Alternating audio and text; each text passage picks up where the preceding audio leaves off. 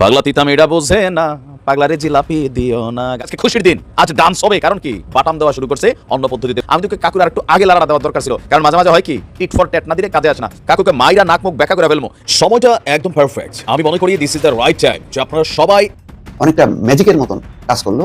ইউনুসের আমি যেন বললাম যে ইউনুস ম্যাজিকের সব উপকার শেষ পর্যন্ত কার জয় হলো। ডক্টর মোহাম্মদ ইউনুস এইরকম একটা রাজনৈতিক পরিস্থিতির মধ্যে, সংকটের মধ্যে ম্যাজিকের মতন কাজ করছে। জয়িত তিনি শেষ পর্যন্ত, শেষ বিচার। প্রফেসর ইউনুস এক ঢিলে মূলত কয়েকটি পাখি মেরেছে, এবং এই পাখি মারতে গিয়ে নিজের কি বিপদ ডেকে আনতে পারেন প্রফেসর ইউনুস খেয়াল করছেন। এক ঢিলে দুটো পাখি মেরেছে। পুরো পরিস্থিতি ডক্টর ইউনুসের নিয়ন্ত্রণে। ডক্টর ইউনুসের নজিরবিহীন সফলতার প্রমাণ এটা। একজন রুলার, একজন শাসক যে কতটা স্মার্ট হতে পারে এবং কত সুন্দরভাবে নাটকীয়ভাবে মুহূর্তের মধ্যে পুরো পরিস্থিতি নিয়ন্ত্রণে নিতে পারে, এটা ইউনুস দেখিয়ে দিয়েছে। গিট্টু যদি হয় ভাই দড়ি, তখন তো ভাই দাঁত দিয়া খুলতে হবে। ডক্টর ইউনুস সালু ভাই দাঁত দিয়া ওই গিট্টু খুইলা দিছে। হ্যাঁ ভাই, গিট্টু খুইলা দিছে, কিন্তু উনি এমন এক কায়দায় গিট্টুটা খুলছে, ওই গিট্টু এখন মানুষের মাথার মধ্যে ঢুকে গেছে। গিট্টু লাগার কোনো কিছু নাই। এটা হলো একটা প্যাস গুজের খেলা। হ্যাঁ ভাই, দাবার চাল, দাবার চাল। বিএনপির ঝুলি থেকে আরো একটি আসন নিশ্চিত হাতছাড়া হয়ে গেল।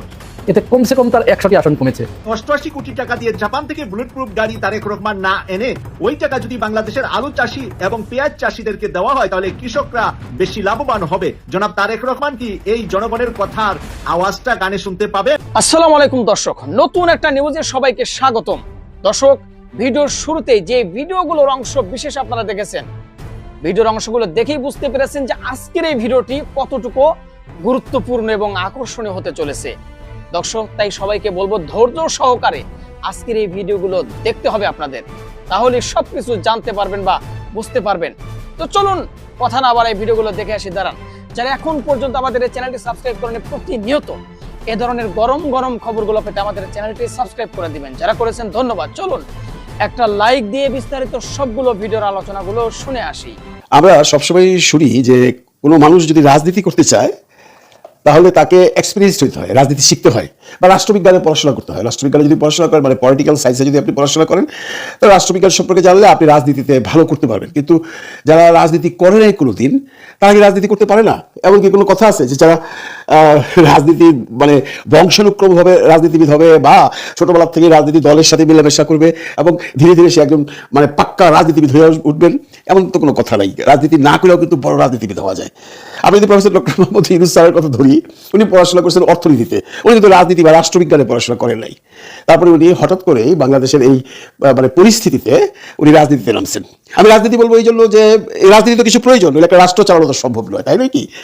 উনি রাজনীতিতে যখন আসছেন তখন সবাই বলছেন যে এই ভদ্রলোক অর্থনীতিতে পড়াশোনা করছে, গ্রামীণ ব্যাংক নিয়ে কাজ করছে। হ্যাঁ জানি উনি নোবেল লরিয়েট, বাট রাজনীতি তো উনি কিছুই জানেন। উনি কি করে দেশ চালাবেন? দেশ চালিয়েছেন প্রফেসর ডক্টর মোহাম্মদ ইউনুস, পাক্কা খেলোয়াড়। প্রফেসর ডক্টর মোহাম্মদ ইউনুস খিলাড়ি number 1। Professor doctor Mohammad Yunus খতরনাক খেলোয়াড়, মানে এই ধরনের উপাধি কিন্তু তাকে দেওয়া হয়েছে বিভিন্ন সময়, যে কোনো একটা ভালো কাজের সময় হোক বা যে কোনো একটা টার্নিং পয়েন্টের সময়। আসলে কি উনি তাই? আসলে কি উনি পাক্কা খেলোয়াড়? আসলে উনি খতরনাক খেলোয়াড়? আসলে উনি খিলাড়ি নাম্বার 1? হ্যাঁ, আপনাকে স্বীকার করতেই হবে।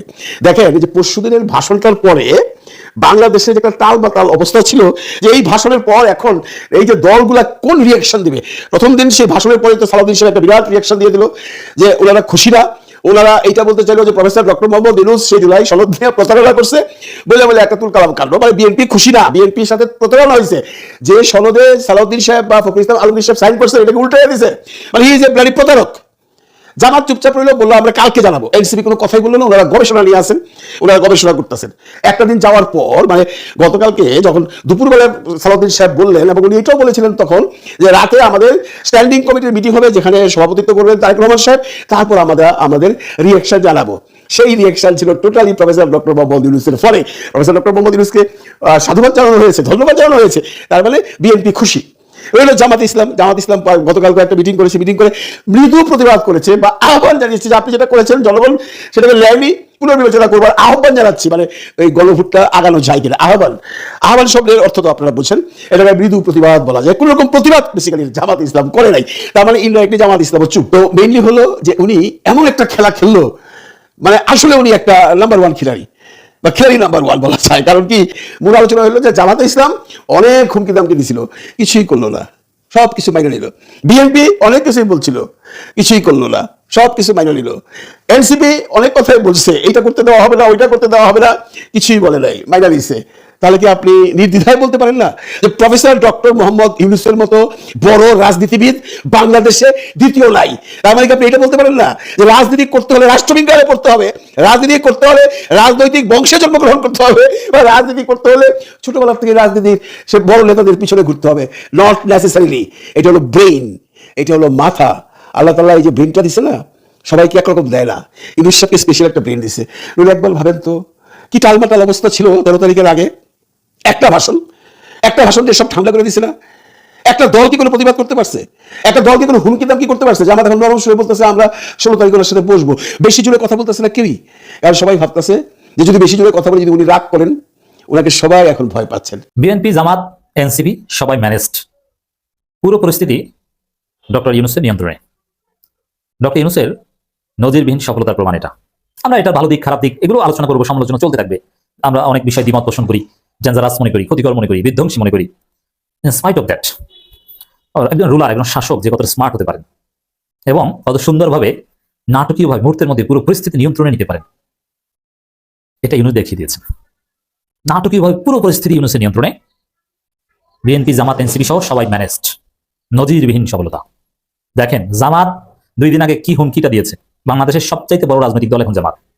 তারা 8 দলকে নিয়ে হুমকি দিয়েছে যে প্রধান উপদেষ্টার আগে গণভোট না হলে প্রধান উপদেষ্টার বাসভবনের সামনে আনলিমিটেড অনির্দিষ্টকালের জন্য অবস্থান কর্মসূচি দিব। আগে গণভোট না দিলে কোনো নির্বাচন আয়োজন করতে পারবেন না। 2029 সালে কোনো নির্বাচন করতে পারবে না।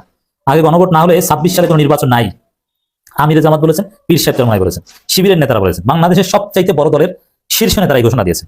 এবং তারপরও প্রফেসর ইউনূস ভয় পান নাই। তিনি নীরবে নিবৃত্তে তার সিদ্ধান্ত যৌক্তিক না অযৌক্তিক সে আলোচনা কিন্তু আমি এখানে করছি।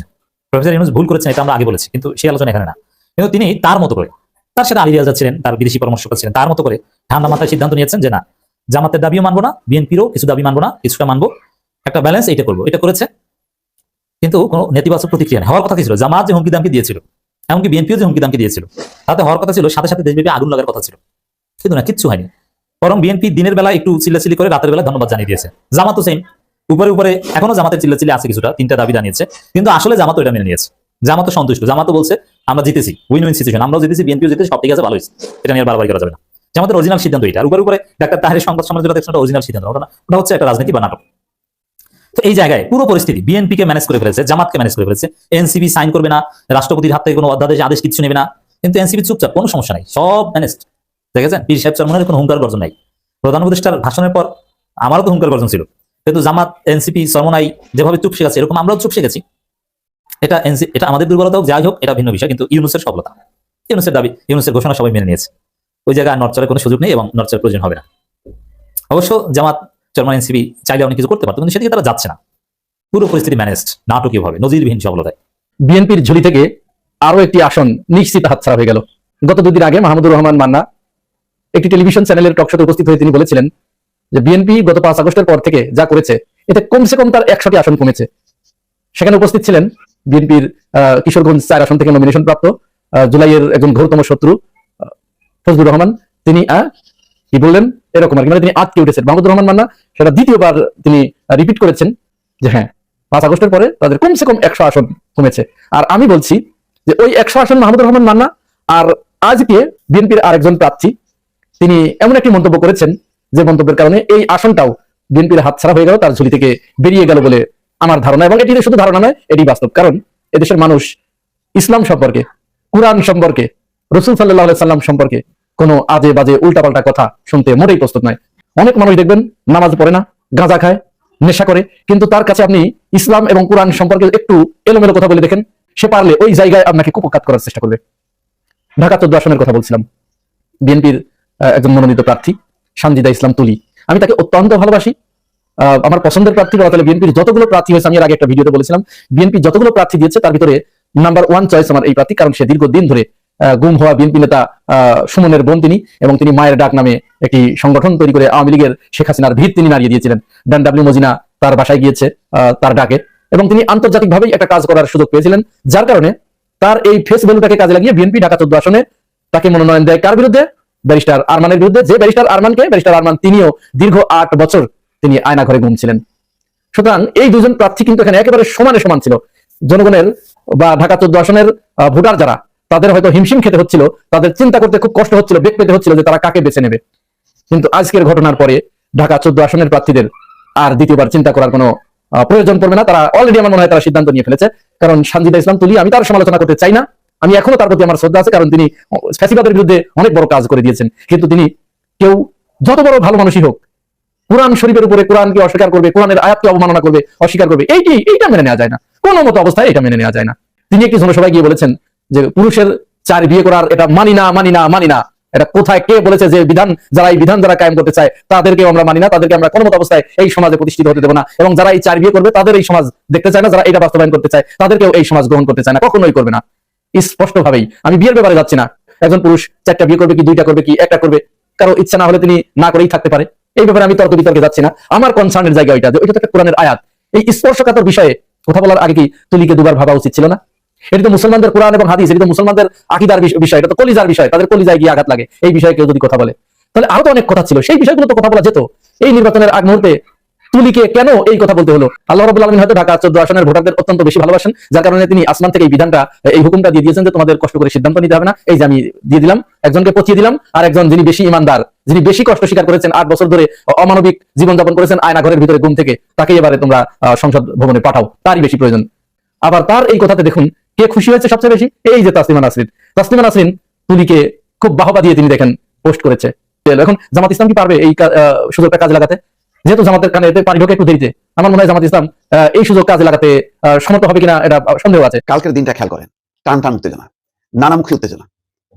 একদিকে শেখ হাসিনার বিরুদ্ধে যে মামলা, সেই মামলার রায়ের দিন ঠিক হবে কালকে, যে কবে রায় ঘোষণা হবে, এটাকে কেন্দ্র করে তার 2 দিন 3 দিন আগের থেকে ভয়াবহ একটা অবস্থা, সারা দেশে এক ধরনের শ্বাসরুদ্ধকর অবস্থা। কি হবে ককটেল ফুটতেছে, গাড়ি ফুটতেছে, মানে মানুষের প্রাণ যাচ্ছে, আর্মি নামছে, বিজিবি নামছে, সারা দেশে মানে সরকার সমস্ত শক্তি নিয়ে পড়ছে। হঠাৎ করেই ডক্টর মোহাম্মদ ইউনূস জাতির উদ্দেশ্যে দুপুরে ভাষণ দেবে। কি ব্যাপার? দুপুরে কেন? এটাও একটা অস্বাভাবিক অবস্থা।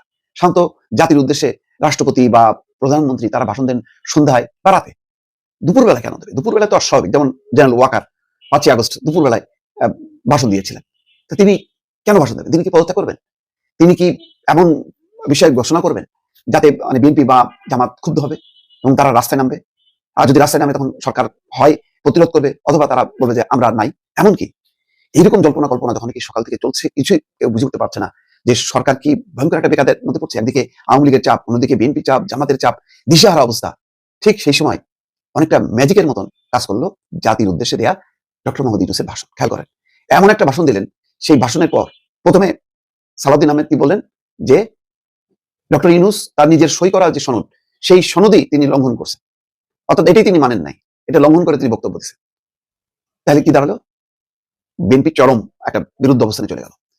একই দিনে গণভোট, একই দিনে সংসদ নির্বাচন, যেটার ঘোর বিরোধী ছিল জামাত এবং তার সহযোগী 8টি রাজনৈতিক দল। জুলাই সনদ হঠাৎ করে দেখা গেল যে রাষ্ট্রপতি সই করে দিল। আরে কি ব্যাপার? রাষ্ট্রপতি সই করবে, এটা তো বিষ খাওয়ার সামিল। এনসিপি নেতারা কি বলছিল যে জুলাই সনদে রাষ্ট্রপতি স্বাক্ষর করা মানে বিষ খাওয়ার সমান, এটা তারা মানবে না, এটা ডক্টর মোহাম্মদ ইউনূসকেই মানতে হবে, ডক্টর ইউনূসকেই সই করতে হবে। তার মানে কি? তার মানে ইউনূস যা করলেন সেটা এক অর্থে এনসিপি মানলো না, জামাত মানলো না, বিএনপি মানলো না। আবার দেখেন, যখন নাকি সময় ঘনায় আসতেছে, সবার চোখ যে সারা দেশে কি হয়, একটা লকডাউন পরিস্থিতি, তখন ভাষণ যখন দিল দুপুর বেলায়, তারপরে থেকে কিন্তু আলোচনা ডক্টর মোহাম্মদ ইউনূসের এই যে নানান বিষয় কি বললো, একই দিনে গণভোট, একই দিনে 4টা বিষয়ের মানে সন্নিবেশিত করে, সব বিষয়কে একত্রিত করে 4টা বিষয়ের উপরে গণভোট হবে। কি আজব ব্যাপার! এই ধরনের কি গণভোট হয়? হয়েছে কখনো? হয়নি। আদৌ কি গণভোট আছে এখন? সংবিধানই তো নাই, এটা কোথা থেকে পয়দা হবে? কিন্তু খেয়াল করেন, ডক্টর ইউনূসের এই ভাষণের পর আস্তে আস্তে বিকাল সন্ধ্যা নামছে, সব কিছু কিন্তু ঠান্ডা হয়ে যাচ্ছে। তখন অভিনন্দন জানায় বসলো প্রথমে এবি পার্টি, মুজিবুর রহমান মঞ্জু, তিনি নিজে আমাকে কংগ্রাচুলেট করলেন। কি আশ্চর্য ব্যাপার! এতগুলো রাজনৈতিক দলের বাইরে যে উনি এরকম স্ট্যান্ড নিলেন। তারপর দেখলাম যে 12 দলীয় জোট। তারপর দেখতেছি রাতের বেলা মানে জরুরি বৈঠক, মানে বিএনপির স্থায়ী কমিটির তারেক রহমান যুক্ত হবেন। সবাই ভাবলো যে না জানি কি কালকে থেকে হরতাল শুরু করে দেয় কিনা আবার বিএনপি। হঠাৎ করে আসলো কি অভিনন্দন, একই দিনে গণভোট এবং সংসদ নির্বাচন হয়, অভিনন্দন জানানো হলো। আরে যেখানে বললো যে সনদের লঙ্ঘন করছে ডক্টর ইউনূস নিজেই, সেখানে রাতের বেলায় অভিনন্দন। জামাত দেখেন বলল যে সনদ স্বাক্ষর হয়, তারা খুশি, সনদ হয়, কিন্তু একই দিনে গণভোট, সংসদ নির্বাচন এবং গণভোট একই দিন হবে, এইটা ঠিক হলো না, এটা প্রত্যাহার হলো। খেয়াল করেন, তার মানে মিনমিন করে একটা প্রতিবাদ করলো। তীব্র না, বললো না যে মানি না মানবো না, কালকে থেকে লাগাতার হরতাল অবরোধ যা আছে পারে না, হইলো না। এনসিপি তো বললো যে আমরা ভাবতেছি, আমরা মিটিং করে জানাবো, এখনো সনদ সই করবো না। সনদ সই করার কি আছে, এটা তো অলরেডি রাষ্ট্রপতি স্বাক্ষর হয়ে গেছে, আর স্বাক্ষর করা না করা এখন তো কোনো আসে যায় না। তার মানে কি দেখেন, ইউনূসের আমি যেন বললাম যে ইউনূস ম্যাজিকের সব উপকার, এদিকে মানে প্রধান প্রধান রাজনৈতিক দলগুলো উপকার, অন্যান্য রাজনৈতিক দল তারাও উপকার। তারপরে ফোকাস পয়েন্ট যেটা মানে আওয়ামী লীগ না জানি কি ভয়ঙ্কর ঘটনা ঘটাচ্ছে, খবরই নেই, মানুষ আর এদিকে করে পাতাই দিল না। কোন জায়গায় দেখলাম যে বাস পড়েছে, যে ধাওয়া দিছে, সেই তুলার নদীতে ডুবে মরছে, দুঃখজনক। কিন্তু মানুষের ভিতরে কিন্তু আর ওই আওয়ামী লীগের কর্মসূচির কোনো গুরুত্ব পাইল না। তাইলে শেষ পর্যন্ত কার জয় হলো, বিএনপির, এনসিপির, জামাতের, নাকি ডক্টর মোহাম্মদ ইউনূসের? আমি তো বলবো যে ডক্টর মোহাম্মদ ইউনূস এইরকম একটা রাজনৈতিক পরিস্থিতির মধ্যে, সংকটের মধ্যে তার এই বক্তব্যটা, ভাষণটা ম্যাজিক। দর্শক শ্রোতা, আশা করি সবগুলো ভিডিও দেখেছেন এবং সকল বিশ্লেষকদের বিশ্লেষণগুলো মনোযোগ সহকারে শুনেছেন। তো প্রত্যেকটি বিশ্লেষকদের বিশ্লেষণ শোনার পরে আপনারা কি জানলেন, বুঝলেন? আপনাদের মূল্যবান মতামতটা ভিডিওর কমেন্ট বক্সে জানিয়ে দিন। আর হ্যাঁ, পারলে ভিডিওটি শেয়ার করুন। যারা এখন পর্যন্ত আমাদের এই চ্যানেলটি সাবস্ক্রাইব করেনি, প্রতিনিয়ত এই ধরনের গরম গরম খবরগুলো পেতে আমাদের চ্যানেলটি সাবস্ক্রাইব করে আমাদের সাথে থাকুন। ইতিমধ্যে যারা অলরেডি সাবস্ক্রাইব করে দিয়েছেন সবাইকে অসংখ্য ধন্যবাদ জানিয়ে ভিডিওটি এখানে শেষ করছি। ভালো থাকবেন সবাই, আল্লাহ হাফেজ।